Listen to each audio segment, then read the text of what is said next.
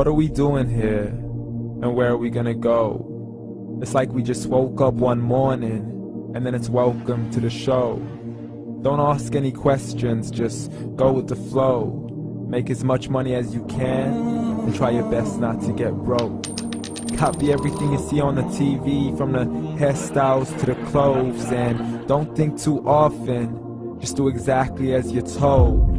And if you ever get confused, then just turn towards the alcohol. You still hear your thoughts? Then just turn up the radio as you learn to live a lifestyle of drugs, sex, and rock and roll.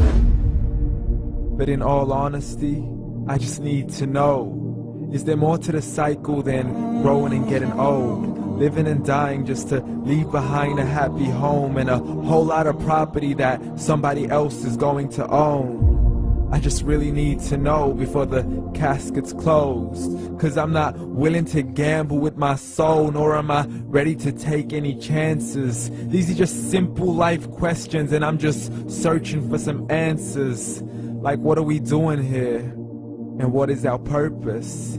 How did we get here, and who made us so perfect? And what happens once we go, or is this world all really worth it? Questions we don't answer because apparently we don't really have to. There's no purpose to this life and our existence is merely natural. Then in that case, please let me ask you, did you create yourself, or was it somebody else who had fashioned you? 'Cause you're a being that's impeccable, faultless and unparalleled. You're a product of supreme intelligence, and I'm merely being rational. For there isn't a camera on this earth that can come close to the human eye, nor a computer that can compete alongside the human mind. And if the whole world was to come together, we wouldn't be able to create a single fly.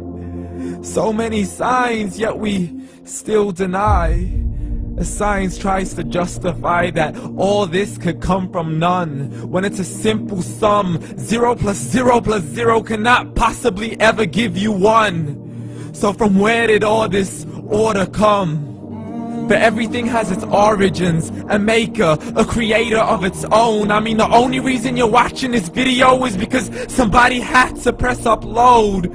So we can believe in the Big Bang, but I'd rather believe in He who caused it to explode. Allah, the creator of everything, along with every single soul. The ever-living, the master, the only one who is in control. Unlike his creation, beyond our imagination. And no, he's not a man, nor does he have any partners in association. He's on his own. And no, he did not ever leave us alone. Just like every manufacturer, he left us with an instruction manual. The Quran and Islam, and I'm sorry to jump to conclusions, but it's the only one possible. The only definition of God is the one and only supreme being. It's logical, a book with 0 contradictions, with miracles that are both scientific and historical, all revealed over 1400 years ago.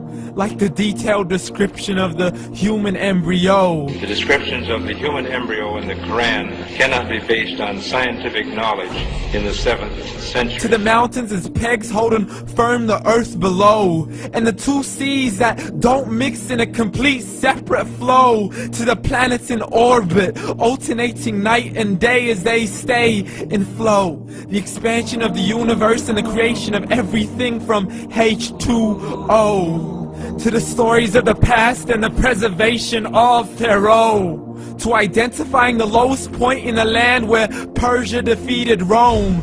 The gushing fluid that created man in the glands between the ribs and the backbone. And not a word has changed, it's still the same. So please explain how all this was known over 1400 years ago. To a man who couldn't read or write, as he would recite whatever the angels spoke. And if you still don't believe, please try to come up with something that's even close. But you can't, so we took God as a mockery and his messengers as a joke. Muhammad could not read or write.